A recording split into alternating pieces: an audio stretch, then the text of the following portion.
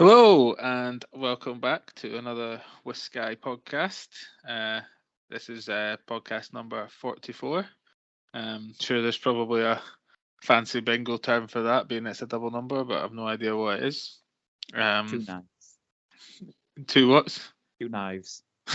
Just- That Simpsons bit in it. I thought a man with two wives would be happy. No, you're thinking of two knives. Always just got two knives. All right. The theme on this, well, as ever, is a Dram team box that we've got here. This is the November 2022 box, so we're only about 5 months behind just now. But That's not bad. yeah, this one is the Highland Fling.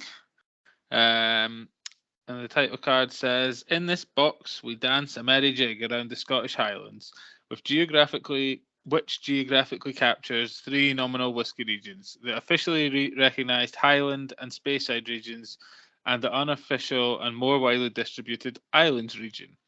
We're not big on dancing, but this is our sort of Highland Fling." I would say, I suppose we would classify it as Highlands and Islands in Scotland. So yeah, I guess you can.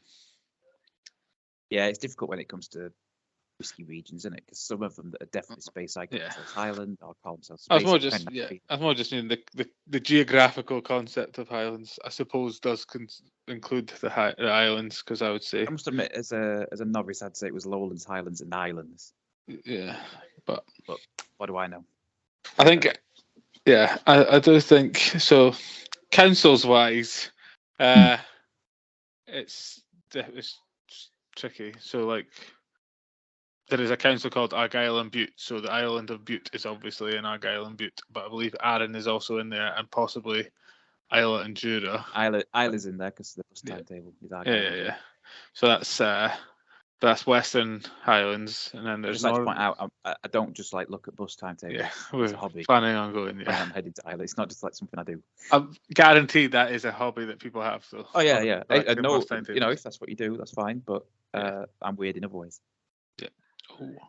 I also may grimace verbally at some point. I have had a tooth removed and it is mostly healed, but but it's there's good for it. Quite a lot of trauma in my. Whiskey's good for everything. For everything, yeah, but also mainly, for wounds, because it purifies them. Yeah, I feel like it might be an issue. Actually, it's in my mouth. My mouths are meant to be horrible cesspits, aren't they? So yeah. Well, we move on to a whiskey. Probably, yeah. After that lovely appetizing talk there, yeah. In the mood for drinking stuff now. So up first, sounds up my alley. I think this one. This is a Glenmorangie Chardonnay cask finish. You are known for your love of Chardonnay. Well, I like wine casks. This is Chardonnay's white, so it is. Yeah. My knowledge of wine stretches that far. Yeah. It's less of my preferred wine casks, but no, still that's good. not true, listener. He loves the Chardonnay. He holds the flute with his little pinky out. Yeah, I'm not going to lie. I've been quite into sparkling wine recently, so Yeah. I've been to a lot of celebrations to management. Things. Yeah, been into a lot of places where you get a free glass of fizz. So, yeah, free bottle if you're quick enough. Yeah. Yeah, but I can't really argue that I would probably be able to stomach a Chardonnay. But yeah, says here, Speyside or Glenmorangie flies somewhat. I think it's Glenmorangie actually, but I always pronounced it wrong. But yeah, it flies somewhat under the radar, but is in fact one of Scotland's biggest producers of malt, a lot of which goes into the Label 5 blend, remarkably popular with the whiskey-thirsty French. Known for exploring ways in which different casks can influence their spirit, this Chardonnay cask release is an outstanding example of the distillery's experimental approach. And when we were there, they had like one done in a cider vat and all sorts. But we've been saying this for ages that Glenmorangie is underrated. Mm-hmm. I would agree. I think their core range is very much straight down the barrel. Yeah. But I think their experimental stuff is very good. So Yeah, they're underrated. The marketing's not great, I don't think. I think they come No. across quite old-fashioned. Yeah, when you look at we have a picture of the bottles here and there. Like they've got the still sort of shape at the top, which is quite cool, but it doesn't look fancy and modern. That's for sure. No. So, are you ready for to go in for a Nose. sniff? Yeah. Yes. On the nose, you should be getting spicy apple and pear for both orchard fruits galore, and key lime pie and cinnamon sugar. Yeah, if I was going to describe this as anything, I'd say it's like walking through an orchard, eating like a cinnamon sugar to key lime pie. That's the thing that, it's a common memory for me, that one. I've done that a lot. Spicy apple and pear with key lime pie and cinnamon sugar. If you combine that all together, to me, this is an apple crumble. Yeah, with a bit of lime. Yeah, well, I mean, you got the apples slightly before they were ripe. Yeah, fair enough. It's very It does appley actually and have a there's very cinnamon. Yeah, it has a little bit of that sort of baked goods. Yeah, baked goods, apple. But it's probably cinnamon. the cinnamon that is It smells delicious, to be fair. It does smell. It does have a little bit of a grapiness to it, like a smell of wine. Oh, the Chardonnay coming through, is it? Yeah. It does smell delicious, though. I'll give you that. It Like, does. It smells like a bakery, doesn't it? Yeah. Like an apple turnover. Yeah. Okay, so onto the palate. Best bit. Caramelized tropical fruits, hints of freshly ground pepper and sweet vanilla, with a finish where there's tropical fruit and nutty vanilla flavors combining to deliver a finish which is both intense and warm. I would argue the finish is often the best bit, but I don't know. I quite like the taste, but so that's a lot less sweet than I expected. I get the pepper.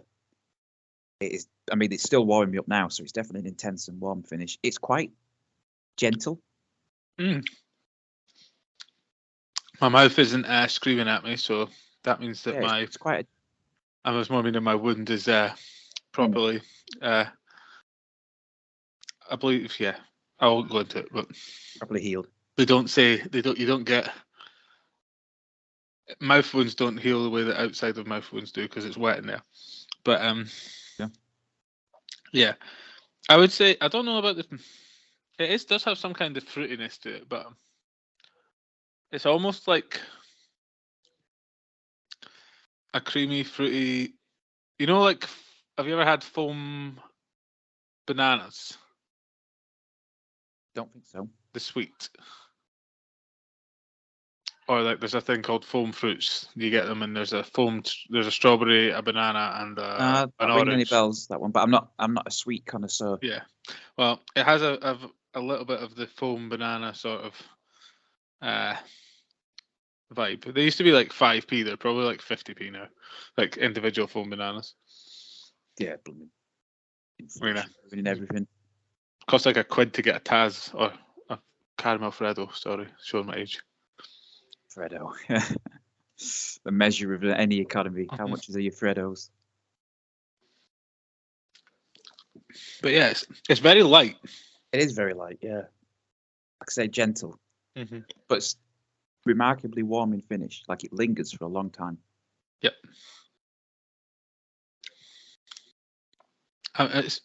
It's like sweeter than I expected, but it's sweet, but not like fruit. In the way you thought, yeah, it's like creamy sweet. Yeah, that's why. That's what's making me think it's like these foam fruits are like obviously they're not tart. Yeah. But yeah, sort of like if you were to maybe like a banana ice cream. Yeah, banana ice cream often doesn't taste like, or banana milkshake. They don't taste like banana because it's like the artificial banana flavor. I like that. Yeah, banana ice cream. Yeah, my favorite kind of ice cream. Well, no, second favorite, mint chocolate chip. You don't like that, but you have got the worst ice cream taste. I mean, there's not wrong with banana ice cream. There's a lot wrong with mint chocolate chip, but there's way better. Like cookies and cream is like the best. If we're going into the fancy flavors, if we're just going down the road, but I think mint chocolate chip has got into the fancy flavors a bit. I would say mint chocolate chip's like a staple flavor. All right, okay. If we're talking staple flavors, best flavor is vanilla. Oh no, you're like no. My Just his. partner's mum, she's like 3 scoops of vanilla ice cream's like the perfect pudding. I'm like, wrong. Ice cream is objectively worse than just cream. So like if someone's like, here's a slice of like chocolate fudge cake, do you want ice cream or cream with it? It's always cream. Answer's both, but Well, yeah, if you could get both, fine. But if you had to pick one or the other, it's cream. If someone's like, can you have whipped cream? Do you want whipped cream, double cream, ice cream, or custard? And you get to say yes. Then I'm not a fan of custard, but other than that, yeah. That's the place you want to be. I'm with you. But yeah, ice cream's all right with stuff, but it doesn't stand up on its own. I quite like it, unless, again, you're going into the fancy flavours with chunks. To be fair, my most recent ice cream is all actually gelato, and it's different then. Yeah. I need to go. So, blooming Newport Market has opened up as like a food, and like there's other things there. Uh-huh. And there's a whole load of like baking places. There's like one that does Welsh cakes of all different flavours. There's like a bakery that does all different cakes and stuff. And I'm desperate to get a cinnamon bun. I'm absolutely desperate to get a cinnamon. I don't know if any of them sell cinnamon buns, but I really want a cinnamon bun. They've got a bakery, probably will, won't they? Like it says, bakers there. There's a really good bakery in Bristol next to the train station. Station. Technically, that would be a patisserie, but like this is Britain, so it's not that. Yeah, I could say Hart's Bakery shout out to Hart's Bakery next to Bristol Temple Meads is great, but their cinnamon buns go in like the first hour. So you have to get there early. Yeah, well, it's because everyone's getting off the train. And then like, I think a lot of people make runs for the offices, so they like buy a bunch up. Yeah, like that's what I mean. They're getting off the train, going to their office, and they're like, "Oh, I'll stop in and get us some." Yeah. Right, I should probably finish this whiskey. Yes, and then we shall score it. Yeah, I keep meaning to go to that Newport Market. It's a bit of a trek. I could get the bus, but it feels a bit bad getting the bus for that distance, if you know what I mean. Yeah, so one of those intermediate distances, is it? Yeah, just like I can walk it quite comfortably, but it's also one of those ones you have to kind of like make a day of it almost. Yeah. Anyway. I get you. Do you want to give that one a score? I really enjoyed that. I would probably go to a 4 for that one. Oh, yeah. I think I'd go 3.5. I liked it a lot, but I'm maybe saving myself for the later ones a bit, and I might revisit. Possibly. Depending on the price point, I would feel like that would fit in my whiskey cart. Let's have a look for you, and then I will introduce us to the next one. So the price point of this one is £25. That is a very affordable whiskey. It's like 25 to 35, depending on the website. But on House of Malt at the moment, you can get it for 25 quid. That is very affordable for any whiskey. Never mind a good one like that. Yeah, on Master of Malt, it's 30. It's not bad. I told you, Glenmorangie, it's underrated. Yeah. I mean, I'm just looking at the other Glenmorangies that are on Master Malt because they're on the alternatives. Yeah. Cabernet cask, £27. Port cask, £27. Sherry cask, £27. These casks aren't even cheap to get. Yeah. Like for them to make the whiskey. They're all like 4-star rated as well, like on Master Malt. So. The peated one is more expensive somehow. Oh, of course, it comes with glasses. 2 glasses and a bottle, 30 quid. Yeah. Glenmorangie. Not bad. Can't really shake sticks at that. Can't go wrong with a Glenmorangie. Right. Go on to our next one. This is another one that's I would suggest is underrated. This is a classic. Although not actually a classic because they changed its name, but it's a classic. Yeah. Well, what was it before? I would say this was Origin. Origin. Yeah, because they had all the like Celtic names, didn't they? So if that's not giving it away to everybody, we're looking at a Jura. Age 10 years Jura to be exact. And the card reads, for this dram, we take a very scenic hop over to the island of Jura, close neighbour to the more crowded island of Islay. With 11 distilleries, it is in fact a standalone whisky region. That's Islay, by the way, not Jura. Jura 10-year-old is a keystone of the distillery's signature series, and after a decade in white oak ex-bourbon barrels, is given a finishing touch in fine Oloroso sherry casks. Do you like me some Oloroso sherry whiskey? Give that a pour. Well, quick swig of water to cleanse the old palate. Yeah, I'm just struggling to wrestle it out of the box here, but I've got it now. I have them all lined up and ready to go, see, because I'm a professional alcoholic. That sounds like a good job. What, I mean, you'd have to get danger money because obviously you're rapidly reducing your life expectancy. But I feel like that's an extra bonus at the moment, isn't it? well, yeah, save you some money. The millennial podcast. The Gen Z podcast. Yeah, Gen Z millennials. That's one thing we share: a hatred of existence. Yeah. So on the nose, have you got this one poured now? I have, yes. It relinquish its grasp. On the nose, vanilla, orange, cracked black pepper, dark chocolate. I was going to say this has a pepperiness. Very peppery. It's actually a little bit leathery. Yeah, peppery leather. Is that not like jerky? I feel like jerky is one of those things that's got some really big fans, so you're probably on a few lists. Yeah, I like jerky. I like biltong too, but it is basically peppery leather. Yeah. I mean, I'm not taking away from it. It's delicious. It's just also you got some like very high protein individuals chasing you down now. Yeah, that's all right. So long as you can move at a fast pace, you'll get winded. Right. So on the palate, nectarines, ginger, coffee, toasted almonds. That sounds lovely. They're good. Good morning, that, to be fair. Yeah. It's quite spicy. Never had nectarines on my porridge, but I think they go. Yeah. Ginger. Yeah. Keep meaning to put cinnamon on it. It goes very well. You can almost replace the sugar if you're a sugar person. I'm not. I put dried fruit and almonds on mine. Yeah. Oh, that's very creamy. Yeah. Peppery again. That's definitely like a wider feeling one than the last one. Yeah. That's more what I meant by spicy. It's more peppery than spicy. It's hot in a peppery way. Yeah. But that last one, this one's quite easy drinking as well. Mm-hmm. No burn to it, but it's definitely a wider mouthfeel than the last one. Yeah. Ooh. Good for what is essentially the bottom of their core range, though. Like maybe a little bit of smoke.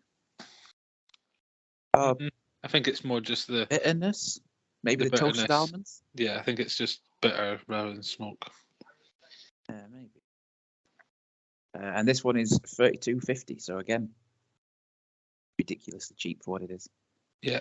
Oh, Master Malt says it has the subtle smoke characteristic of Jura's excellent island single malts. I mean, I don't think it is smoked. I don't think it's peated, but I think it's got some kind of a bitteriness to it, hasn't it? Earthy bitteriness. Yeah. This is what the others are going to have to put up with on the trip, aren't they?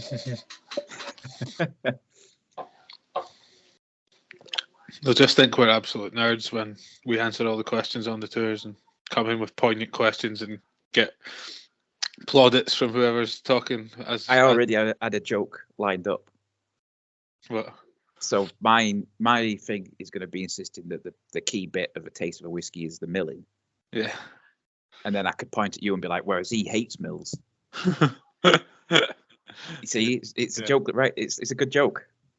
No one else will get it because I can't dox you, but it's a good joke. Good joke. Yeah. So I had that ready. Always good to have your jokes pre-planned. It makes you seem more human. Yeah. As long as you get the delivery really stunted too. You've got to start like sweating and looking quickly through a notebook. Wait a minute, I had something. Everyone stop. I had a good joke for this situation. Let me find it. Yeah, exactly. This is like where I got to the point at some periods where I start saying there's a joke here.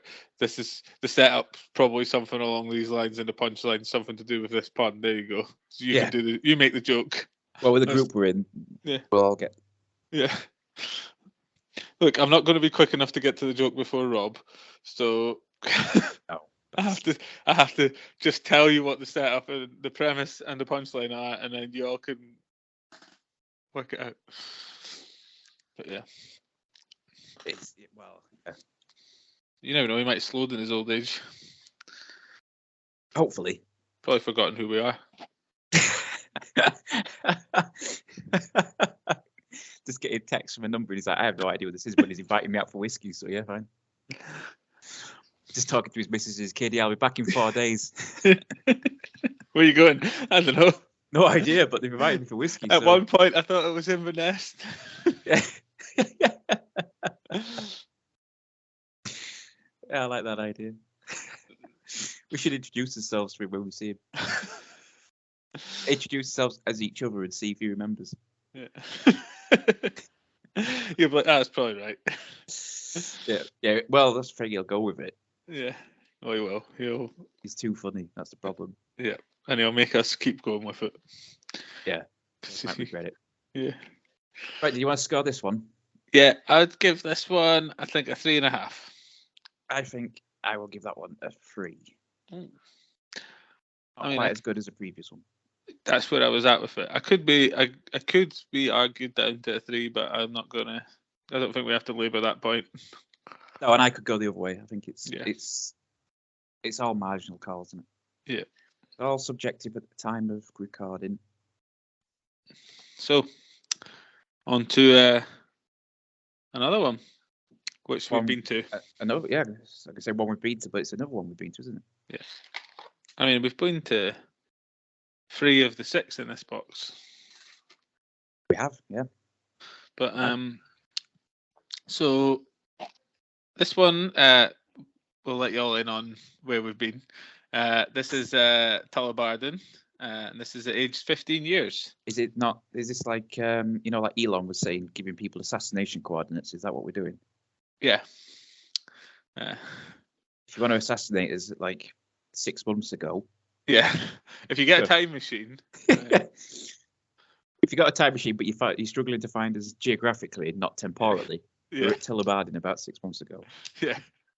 Yeah, if you keep just going to random distilleries at random times and you're like, I don't know why this isn't working. Yeah, you've probably got a good chance of finding us if you go. Yeah. If you roughly can work out when we recorded these, you can probably have worked it out backwards. That's a fair point, yeah. Good luck. Yeah. Because I can't remember. So yeah. So this one, it says, this Highland distillery began whiskey production in 1949, but it was mothballed by its former owners, White and Mackay, in 1995. This 15-year-old consists entirely of spirit distilled since Tullibardine happily reopened in 2003 under independent ownership, and is a very strong example of full maturation in first fill bourbon casks. So just a straight up 15-year, make the whiskey, chuck it in a bourbon cask, leave it for 15 years, see what you get. Yeah, pretty straightforward. Yeah. So on the nose, delicate dried hay and Parma violets with touches of baked apple, cloves, and vanilla ice cream. Quite woody. I think that may be what they mean by the hay. Yeah, it does. It smells like, yeah. I think like white wood. I could agree. It smells like kindling. Yes. Yeah, like dry wood. Yeah. Maybe cloves. I could see.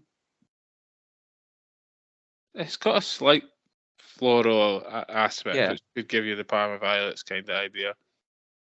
Yeah. But yeah, mostly I would say that the main takeaway from that is the woodiness. Yeah. Which I think is typical of the bourbon cask, isn't it? Yeah. Especially a long maturation bourbon cask. Okay, on to the tasting. The palate should be freshly baked scones with hints of strawberry jam and clotted cream. They marry with delicate spices, and the finish is subtle nuttiness. That's the spiciest one we've had so far. Maybe because it's the strongest. 15 year. Yeah, I wouldn't say strawberry jam. I think that's a bit much, but scones and cream, yeah, it's like kind of like not a fresh scone, like an old scone. It's like not quite got that baked goods going through it, but it's still very nice. It's quite vanilla-y. Yeah, there's a bit of tartness in there that could be a jam, but I wouldn't say strawberry. I would be on the blackberry, bramble if you want. Yeah, blackberry. Yeah, let's be fancy. Let's say day old scones. Yeah. Blackberry. Do we go jam or do we go compote? I'll go for a compote. I'm still not sure what the difference is. Less sugar, Fanciness. probably. It's all about the fanciness. Blackberry compote, and what's a fancier clot of cream? Creme anglaise. No, that's custard. Creme pat. Is that a thing? Yeah, it's patisserie cream, I think. There you go. Is it PATE? Just PATE. PAT on its own. It's creme patisserie, but Oh yeah, yeah. creme patisserie or patisserie or whatever. Yeah. There you go. Day old scones with blackberry compote and creme patisserie. It's still technically a custard, but you know. We won't remember what the hell we were talking about, so don't we? Nah. It's a little bit nutty in the finish when you leave it for a while, but yeah. I will give it that. That's nice. I like that. Mm-hmm. And I like Tullabaden. You know what I've been having recently, actually? When I've been having a whiskey myself. What? A Nean.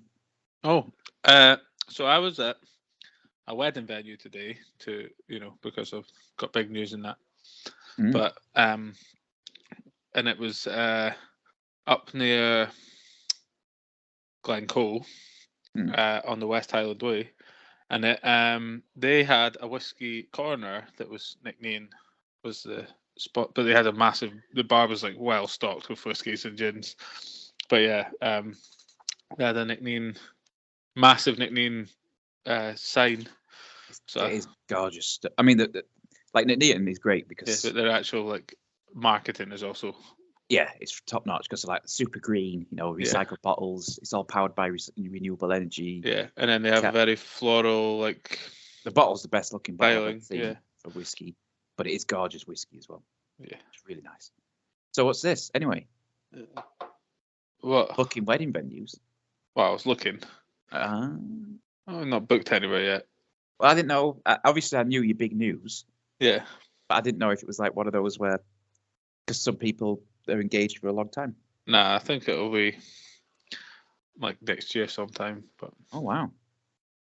Depends how expensive this is going to be and how much money we have to save. But yeah, that's for the whole world to know on the podcast too. So I'll send you all the coordinates, and then the wedding will happen. Coordinates. Yeah, the wedding will happen, and then you'll have to use a time machine to go back. Well, what we'll do is I'll tell you when I'm uploading the podcast, and then 2 to 3 days later we'll camp out in a nearby field. Telescope. Check. Yep. Okay. He was a true fans. Oh no, that's exciting. I best check my suit, assuming I'm invited. You'll probably be invited, yeah. Probably. I mean, you're like on the unless we decide to elope with the dog, you're probably near the top of the list. After family, obviously. Yeah. No, that's exciting. So, but yeah, I don't think we're going to that one. We decided that Glencoe was too far out of the way because people would have to stay the Friday and the Saturday night, and it's very expensive at that hotel. So, if it's near Nean, I'd probably. It's not near Nean either. Nothing's near Nean. Remember when we're driving back last time you were up, and I went the long way home, and we drove past that wee waterfall, and I was like, "This is my favourite bit of this road." Yeah, it's gorgeous. It's just before that. Yeah. So like Nean's a way off to the no side. wonder it's expensive if it's there then. Jesus. Yeah. Right, sorry, I didn't mean to shine a spotlight on your personal life there. No, sorry.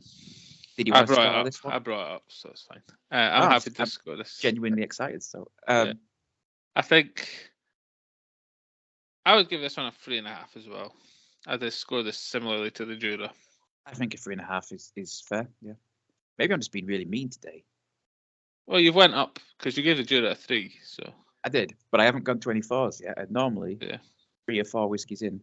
I've got my eye on 2 that I think have got a good chance. Yeah. And I think you're probably in the same boat. Pretty much, yeah. Right. Let me. I believe. I imagine it's the last 2 are the ones that you're talking about. Yes. I was interested with the first one as well, obviously. Yes. Yeah, absolutely. To be fair, that one as well. I like it all about it. Mm-hmm. I mean, look. Let's be honest. Rarely are we like apprehensive about tasting. No, the only thing that makes me apprehensive is that everyone knows peated, and I'm still like traveling to Islay later this year. Yeah, exactly. And I'm going to drink every whiskey. Yeah, which is going to be a couple of peat monsters. There's going to be a lot of peated ones, and I'm going to make we are giving you a little.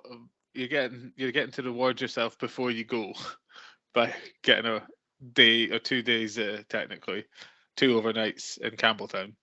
I mean, I'm looking forward to the Glen Scotia tasting. Yeah. Whether Rob's tasting pack survives until he arrives. Yeah. Can't believe they gave you like only 2 bottles, Rob. Yeah. Little ones like that. We had like 10. I don't even know why they gave you those 2 empty ones. That's just rubbing it in, that is. Right. I'll get us on to the next one, shall I? Yes. So the next one is Glengoyne.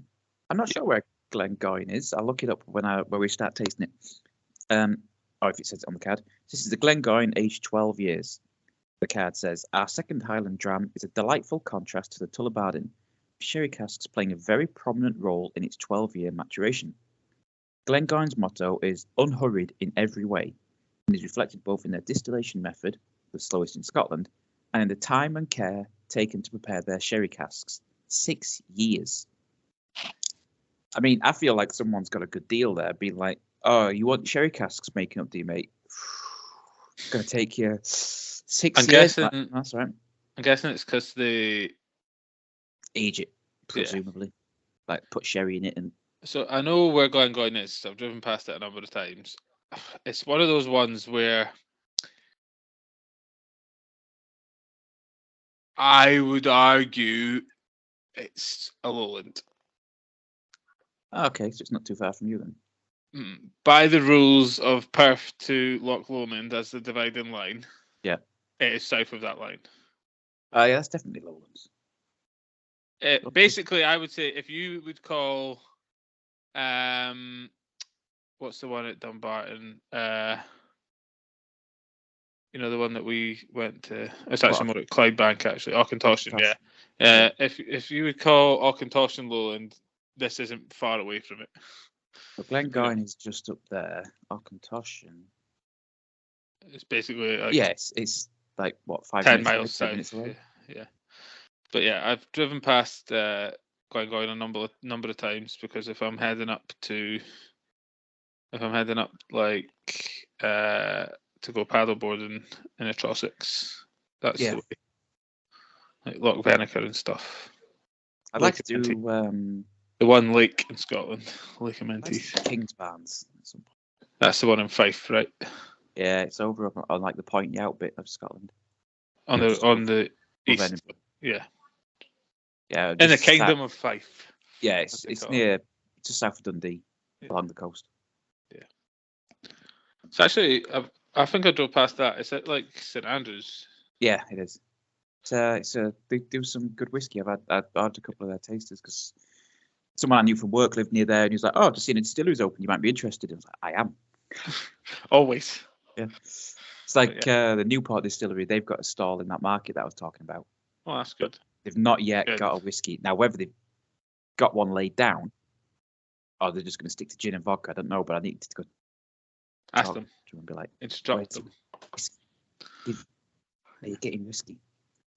Right. Anyway, sorry, distracting. So on the nose of the Glengoyne, not the Kingsbarns, not the Newport, not the Auchentoshan, the Glengoyne, coconut oil, honey, lemon zest, and dried oak. Ooh, I'd say it has a citrusness to it. I'm getting like maybe like toffee. I suppose coconut oil and honey would probably mix to a similar. It's not sweet enough for honey, but that's what I mean. Coconut oil is quite a. Yeah, it's like a caramelly toffiness. Yeah, it definitely has that. It's like when you get those flavored toffees that are in like wrappers that are different colors. So like the green one's mint and the blue one's dark chocolate. This is like this smells like the citrusy one, the orangey. Yeah, there's a little bit of citrus. Toffee. I'll let you dive in, and I will describe what you should be tasting. On the palate, toffee apples, cinnamon spice, ginger, orange, shortbread. The finish, a hint of sherry and soft oak, very well balanced. Bear agreed. It's that good beer, yeah. I would say it is cinnamon spicy. I don't know about shortbread. There's a bit of spiciness. There's a little bitterness, but that kind of fades. Oh, that's really nice. Actually, that starts off, I was kind of like, But as it's passing through, it's like, oh, there's a lot of toffee, but like almost like a salted toffee, not a salted caramel. It's not sweet enough. Like a saltwater taffy, as they say in America. Oh, very good. Yeah. But less yank. Yeah. It's like a deeper. It's like, like when you get like a millionaire shortbread or whatever, and like you get the chocolate combined with the toffee or the caramel or whatever it is, and it kind of makes its own flavor. That's like they are very sweet, but I'm trying to think of something that makes the toffee deeper and not sweet. And I'm struggling badly, as you can tell. I get what you mean, though. Yeah. Yeah. Maybe that's what they mean by like the shortbreadiness. But I disagree. But I feel like shortbread's quite vanilla-y, though, isn't it? Yeah, but it gives it cuts the sweetness of whilst obviously shortbread in itself is sweet. It's a different kind of sweet along the lines of more. I think if you have shortbread in your mind, you can pick it out then. Maybe more in the finish, to be fair. Yeah. I've got a little bit left to go. Let's have another go. Thinking only of shortbread. I'll ask you a question about shortbread after this. After we've done the podcast, I want to ask you a question about shortbread. I never even said what the finish was, did I? Sorry. The finish, a hint of sherry and soft oak, very well balanced. It is well balanced. This has got the shortest finish out of any of them so far. I think it's got I think it has a lingering hint of a finish. Yeah, but there's no warming. The actual finish is short, yeah. I'm wondering if the warmingness is going from sober to whiskey. So as you go through the whiskies, you're like, this don't warm me at all, but it's because you're already pretty warmed. Yeah, it's like, I just don't notice that my throat's on fire because I'm drunk. I wonder if this is like a physiological change in people, in me.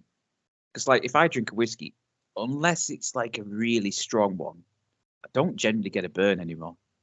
No. Like these have been completely zero burn, and they're quite low on the whiskey strength, 240s and 243. We're about to have one that might test you. But I feel like a lot of people drink like a 40%. Like if you drink vodka or something like that, it'll like blow your throat out, won't it? So yeah, but like with maybe my not. Dad, Maybe I should try it now. And he'll be like, all I can taste is alcohol. It's really strong. I'm like, no, I don't get it.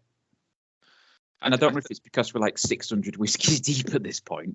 I think it's conditioning, adaptation. Like, I just get the flavors and the warmth. Yeah.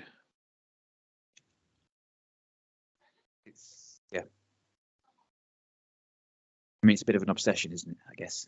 I suppose we probably are mildly obsessed. Yeah, I've gone on annual trips to distilleries apart from when COVID hit. Yeah. And even then we tried, but Nicola cancelled the festival. Yeah, we had a festival and then they cancelled it. Oh, they moved it, and then I was busy. I was away. Actually, I was in Campbelltown that weekend, actually. Yeah, you were sending me pictures. Bless you, by the way. Yeah. But here we go. Anyway, are you good for a score? I am good for a score. What would you like to give that one? You can go first. I didn't mean to intrude. No. I would give that a 4. You'd give that a 4? I was going to go a 3. I really like that. But I think it was potentially... It's probably a 3.5, actually. I'll give it 3.5. I was 3.5. being harsh. I think that was quite Campbelltowny. It probably was, yeah. The saltiness, salted carameliness, which you don't particularly like and I love. I don't hate it. It's not like I'm like, no, oh god. No, but it's generally where Yeah. Our paths diverge. Pete, Yeah. I kind of agree, but you're better at it than I am. Yeah, I like dry tannins, and you like saltiness. Yeah, and I like dry tannins, but not as much as you. And Yeah. you like saltiness, but not as much as me. Yeah. So it's that equivalent, yeah, I guess. Speaking of dry tannins and people who purvey them.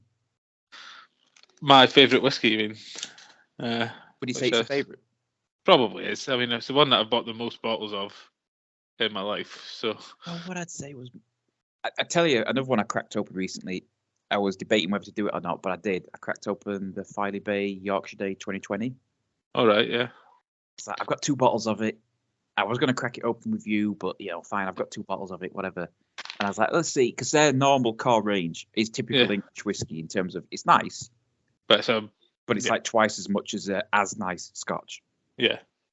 Like that Glen Moray was no worse than a Filey Bay. That Filey Bay started like 55 quid, 60 quid. Yeah, because it's English, and they need the money to like develop their business. And I'm fully on board with that because I think Filey Bay is great. And if you're ever near Filey Bay up in Humden, being near Filey, absolutely visit. They've got a great cafe.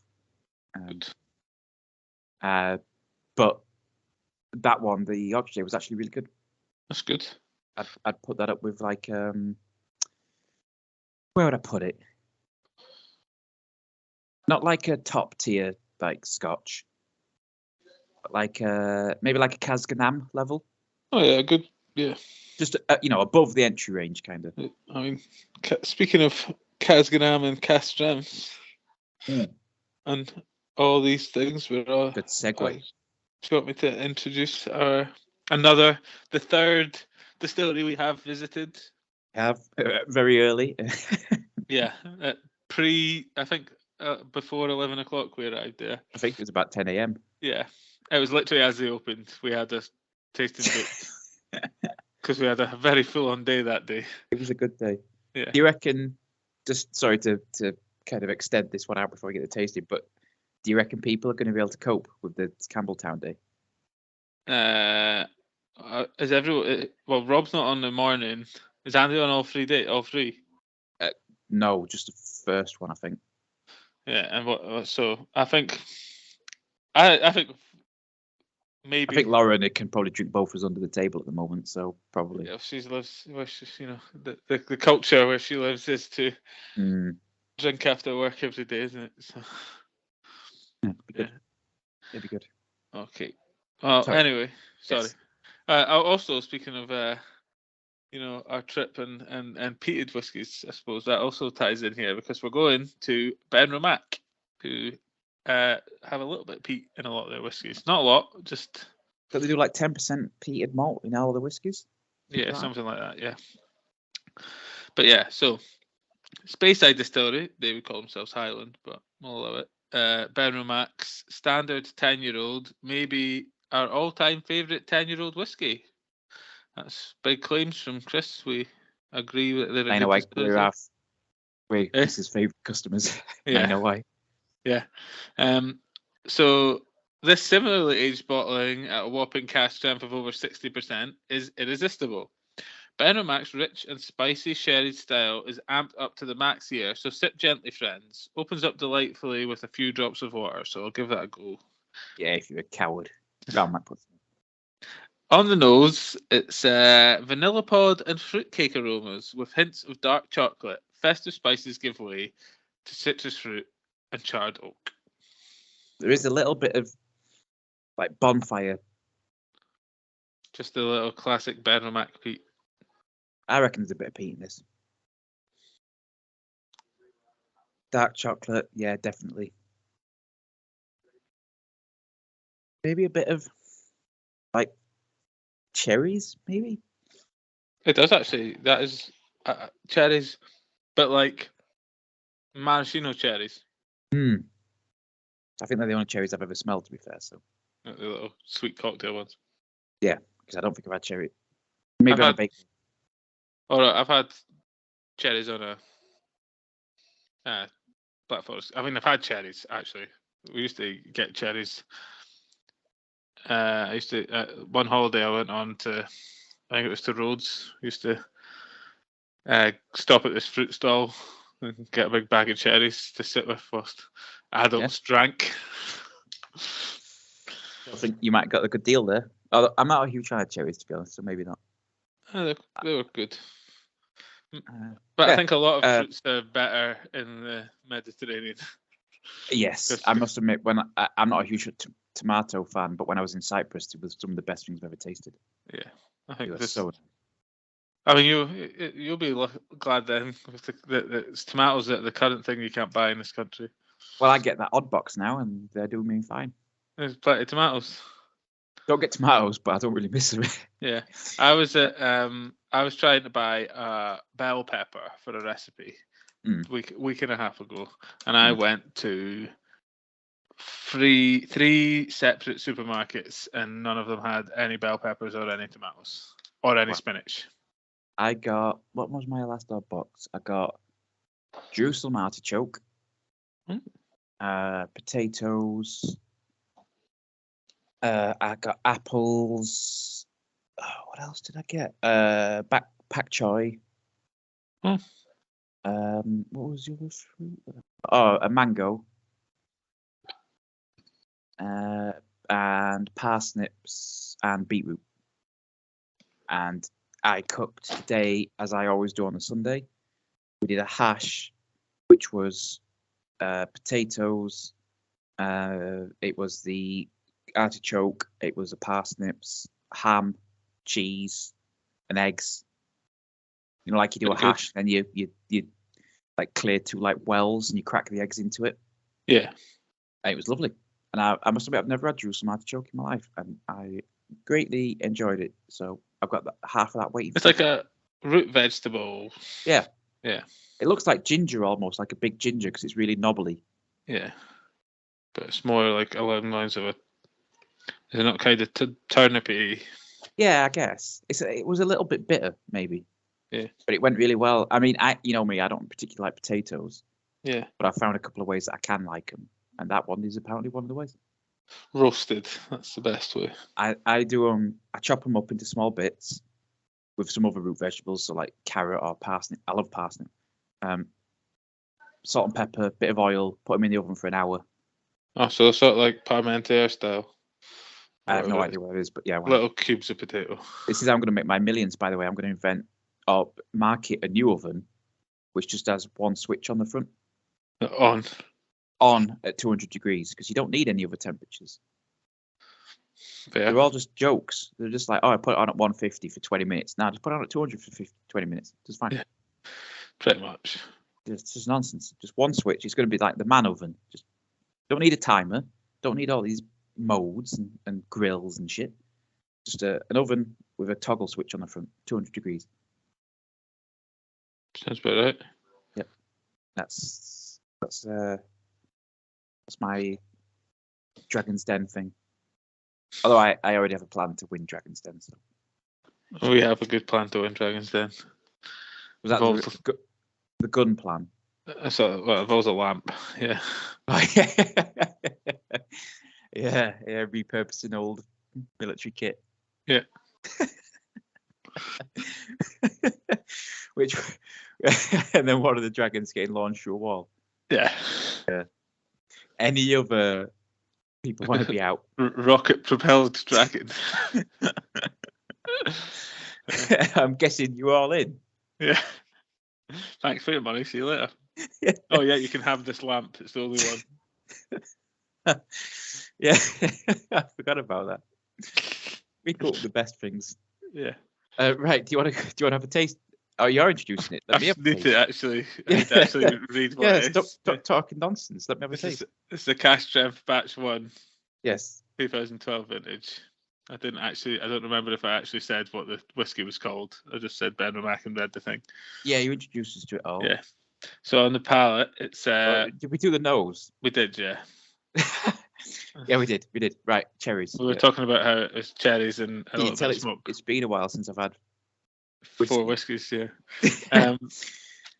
On the palate, I'm going in. Black pepper, initially leading to orange zest and stewed fruit, red berries and subtle ginger spice. Sounds to me, right? Pepper into orange zest and stewed fruit. Sounds a lot like a Chris Tingle orange to me. Yeah, Christian Glow. Yeah, crisscross. That is super deep, super sherried. Little bit of peat at the end. Really warming. It's got all those kind of like classic Christmas cake, Chris Tingle flavors. It's gorgeous. There's a finish as well. Long and full with lingering sultana and soft smoke. You get a little bit of smoke, but even that can't detract from it. That's fantastic. Yeah, it does have that. It is. It's weird. It's like very sweet on the tongue. And See, I don't get sweet. I get depth. Let me try again. Like fructosey, I would say. Yeah, if you let it sit. Yeah, almost like an orange. Yeah. And then into this, almost like it's black pepper initially, which leads to orange zest and stewed fruit. I legitimately did not remember that you said orange. Yeah, it's literally it's just because we're that professional at this that we can just forget what the card said and then basically repeat it back. That professional, I forget what you said 2 seconds ago because I'm drunk. Yeah. Yep. Yeah, that's how advertising works. If madness to be believed. Fair. That is gorgeous, though. Mm-hmm. That is really nice.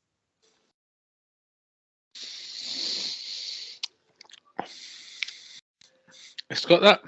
It's like Benamax always just handled a little bit of peat very well. It does. I mean, it's the only peated whiskey I've ever bought. Well, that's true. I mean, it really does handle itself. See, I don't think the peat adds anything, personally. Yeah. But I don't think it takes anything away. No. I think with the Benamax, it gives it a different depth. I think, yeah. It's a contributing thing rather than a... I think if you were someone else other than me, it would add something. Yeah. But because it's me, and I just don't particularly like it, peat, that is, it doesn't. But it is super nice. It really is. Go for another taste. But yeah, I've only got a little bit left, so I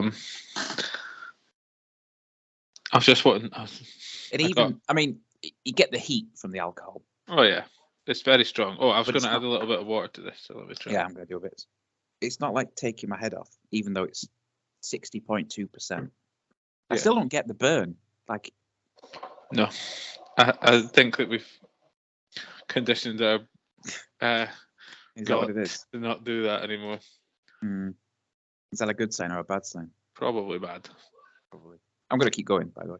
Yeah, I'm going to get to the point where I don't even feel the heat.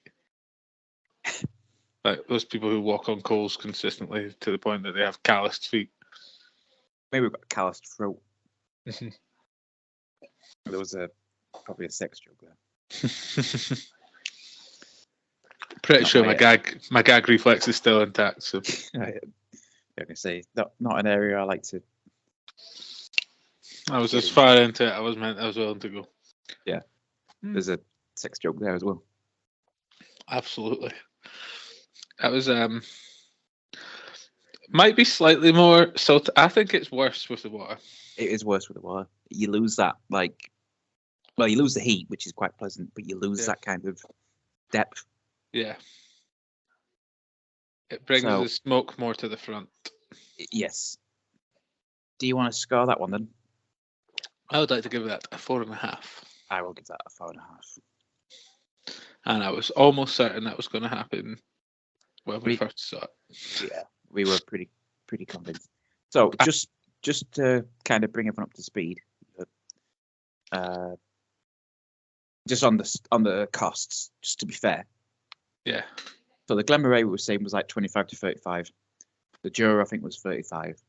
Tullibardine is about 50 on average, which is fair for a 15-year-old whiskey. The Glengoyne 12. It's about 40. Depending on where you go, from about 40 to about so about 37.95, 99 around there. Yeah. The Benramac cast strength. It's no longer batch 1, obviously. It's on to batch 3, but that is 70. That makes it. It's worth bearing that in mind that it is a gorgeous whiskey, Yeah. absolutely worth £70. But to be fair to Glenmorangie, it's almost 3 times the price. Yeah. Twice, It's a very good whiskey, but twice the price, to be fair, because some of those ones were probably sales that were £25 for the Glenmorangie. I'd say you're talking 35 probably. But the thing is that you can almost always pick up the Glenmorangies on a sale because people don't know the name. So yeah, and it's supermarket whiskey. Yeah, well, so a posh supermarket, to be fair, but Waitrose in Scotland generally carries a whole lot of Glenmorangie, and I only know this because where I used to live, there was 2 options. There was the Co-op and the Waitrose, and because of that, the Co-op was as expensive as the Waitrose. So I can say this is the thing. This is a bit of life advice. If you're going to shop anywhere and your choice is a Co-op or like one of the expensive ones that Matt's Waitrose in air quotes, because the Co-op will not be cheaper. Yeah. That's what I was meaning. So Waitrose and Max Sparks are not more expensive than any other. They have some more expensive products. Yeah. But the base stuff is the same. Yeah, and also to be fair, Co-op, the prices are wildly varying depending on what the options are. So when they become, which is not it's annoying because the actual point of a Co-op is it's owned by the people, isn't it? Yeah, which it is Co-op because they pay everyone's. If you like a member, you get dividends, don't you? Yeah, but they still run like hyper capitalists. They just have a slight bent where you can invest in them without actually owning shares, which probably is like even more hyper capitalist. We're in the death throes of capitalism. Yeah. But, right, do you want me to introduce the 6th dram? Yes, I would very much like to. Okay, so this is a Tobermory, which is from the Isle of Mull. Mm-hmm. Aged 17 years, Oloroso cask matured. I believe. Tobermory. Go ahead. If you know the children's show Balamory, I'm not 100%, but I think it was filmed in Tobermory. I'll look that up in a second. Which is a town, obviously. So Tobermory is situated on the remarkably picturesque Isle of Mull, and bears a noteworthy resemblance to the fictional children's TV town of Balamory. Yeah. This well-matured and limited release is unusual for Tobermory. Full maturation in Oloroso sherry casks, packing their high-quality spirit full of Christmassy flavours not seen in their car bottlings. This is one we're especially excited to sample. So 17 years in an Oloroso sherry cask is what it's saying. 17 years? Yeah, I'm looking at the Master of Malt entry here, and it has been fully matured in Oloroso sherry casks for 17 years. That is a long time to be sitting in. That is a long time to be in a sherry cask. It's longer than most sherry sits in a sherry cask. Probably. Or nose. Packed full of toffee and caramel, followed by almonds, blackcurrant, and a hint of spice. It just smells like a sherry bomb. That's fantastic on the nose, though, isn't it? Yeah. Like it says, it is toffee and caramel and that's baked goods and and I would say there's a bit of like dried fruits. Yeah. Toffee, caramel, like a sticky toffee pudding, probably. Yeah. When I let you dive in, you should get rose petals, tropical fruit, walnuts, cherry, and creamy toffee. Oh, you like this? Balanced with oak, tannins, and hints of leather. It's good. The finish is unusually dry and nutty finish with a ginger spice. Mm-hmm. Good. It's very dry. It's good. That is very dry. That's straight down the tongue, isn't it? Mm-hmm. It's almost hard to get stuff out of it because it's so dry. Yeah. It's like it only gives you like 20% of the mouth to taste it with. Yeah. Very dry. There's definitely like an oakiness to it, It's nutty. I'd say I've got nuts, cream, creamy nuttiness. A creamy nut. That was close. My mouthfeel. Yeah. Yeah. Throwbacks for those of you who are fans of the channel. Join us on Patreon. Yeah. Well, I wish. I wish. Yeah. Let us quit his jobs and destroy his livers. Yeah. I would. Or and then eventually descend into starting a fansly and then going down that path. What would be the OnlyFans? Would it just be us sat in his pants drinking whiskey? Yeah. Yeah. I love it that OnlyFans does market itself and like, it's not just porn, and it's like I was about to say that. Like, I've seen a bunch of. So my parents were here at one point, and there was like an OnlyFans advert, and it was like artists being like, "Oh, let's meet." I think there was like a personal trainer in that, be like, "It lets me engage with my clients," and I was like, laughing. Yeah. You're like, why are you laughing? I was like, because OnlyFans is just porn. Yeah. This is all it is. It's just porn. Yeah. It's like there are many other platforms that allow you to interact the way that OnlyFans does that aren't, because they don't let you do that. Yeah, like I say, it's just when you allow that, that's all that you become. Look at pre ban Imgur. Yeah. Or Tumblr. Yeah. Like I say, it is just porn. It's just porn. Or but yeah, they are desperate out to be like, oh, if you're an artist, like a certain kind of artist, yeah. Yeah. I mean, I work in the wrong. I am not personally subscribed or have ever been on an OnlyFans. I will hasten to add, but there's nothing wrong if you are either an artist on there or subscribed on there. If anything, it's probably the most moral way to consume that kind of content. But at least you're paying the directly to the person, the actor, whatever you want to call rather than some, shadowy human trafficking. Yes. Corporation. That, So basically, what we're saying is, if you want to consume ethical porn, go to OnlyFans. And bearing in mind that my parents listen to this, hello, mum, hello, dad. Yeah.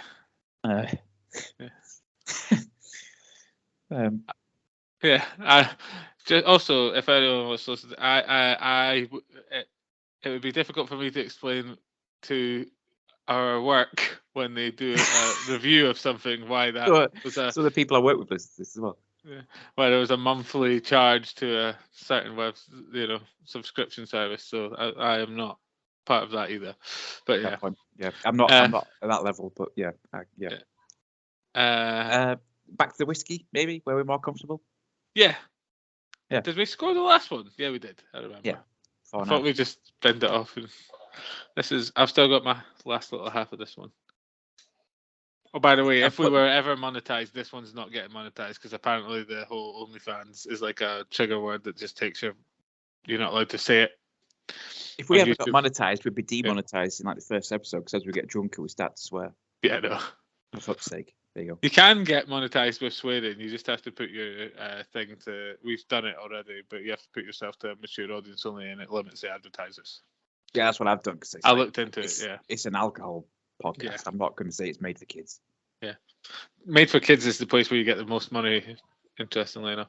Well, yeah, that's why the blums, like all the big influencers and that, act like they're blooming 12 years old when they're like 32.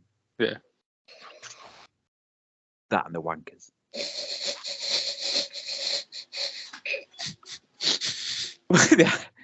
I'm not wrong. The timing of that couldn't have been worse. I just put the last of the whiskey in my mouth. I'm not wrong though. No, for the most part they are.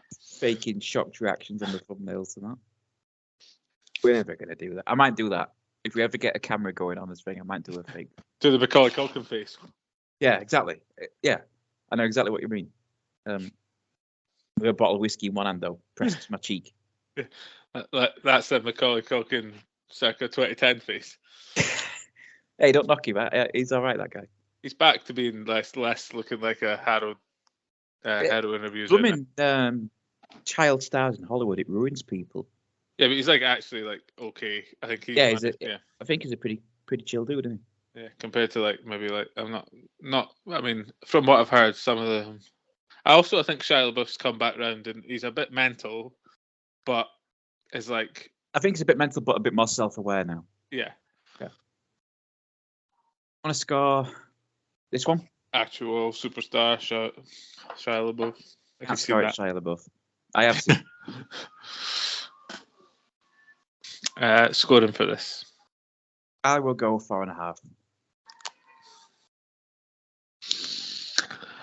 I think it's a 4 for me. Drawing a line, ladies and gentlemen. He's drawing a line. Yeah. I was close. It was close. It could be a 4.5. Yeah, that was just lovely. The last two, as we expected. Yeah, we were very, very nice. I It's mean, almost they're like- all nice, but that last two, something else. I'm really looking forward to the next box. What we can. Yeah, that's where our whiskey career has peaked. Mm-hmm. We have it in writing. Yeah. That We was- may, believe it or not, influenced. listeners, we may have influenced next box. Which makes us actual influencers. Influences or coincidences. Yeah. Yeah, probably more so. Yeah. Probably that one. Probably that one. But that's all the whiskies. Yes. Thanks for coming along this ride with us again. Indeed. There may be 44 some times deep, not there may including be some bonuses. interesting ones coming up. We may do something from a Zyla trip, maybe. I think we might do. Oh, we might bring back some segments, Yeah, maybe. but they might not be related to the whiskey we're drinking and more related to whiskies that we have drank. Just lots of pictures of me going, Yeah. Um, That's what the thumbnail's going to be. Yeah, there you go. That'll be the opening to us using cameras. Yeah. My disgusted face. But as always, thank you for listening, and we'll Yep. see you next time. Cheerio. Bye.